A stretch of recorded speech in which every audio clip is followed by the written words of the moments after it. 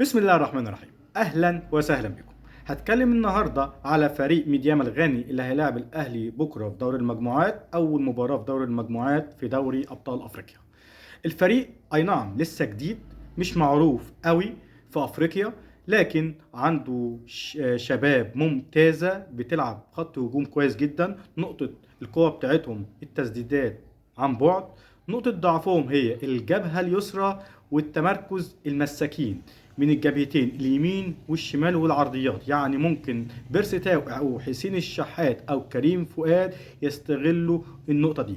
هما بيلعبوا بطريقه 5-3-2، خطه دفاعيه على الهجمه المرتده. خط هجومهم كويس وعندهم سرعه كويسه جدا وعندهم التسديدات عن بعد.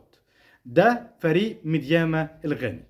انا هتكلم على نقطة صغيرة على كريم فؤاد. كريم فؤاد مش واخد حقه في الاعلام. انا شايف ان الراجل ده يعني شبه محمد بركات بتاع دلوقتي.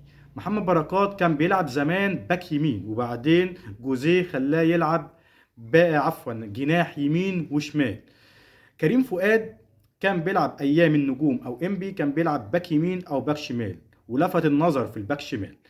لكن كولر طوره وبيلعب فين؟ في الجناحين اليمين والشمال. وطبعا رضا سليم مصاب وهيقعد 3 شهور، واظن مش هيلعب السوبر المصري وكاس العالم للانديه.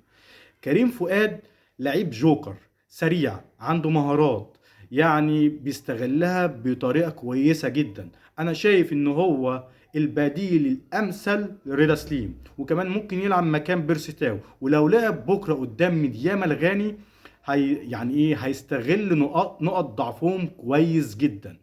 كريم فؤاد ربنا يقومه بالسلامة طبعا، وطلع من إصابة الرباط الصليبي بألف سلامة. وأنا شايف إن هو صفقة سوبر كويسة جدا لو كولر استغلها كويس جدا. أتمنى له التوفيق، وأتمنى الأهلي في مباراة بكرة الثلاث نقط إن شاء الله. ده اللي عندي دلوقتي، أشوفكم في فيديو جديد. سلام.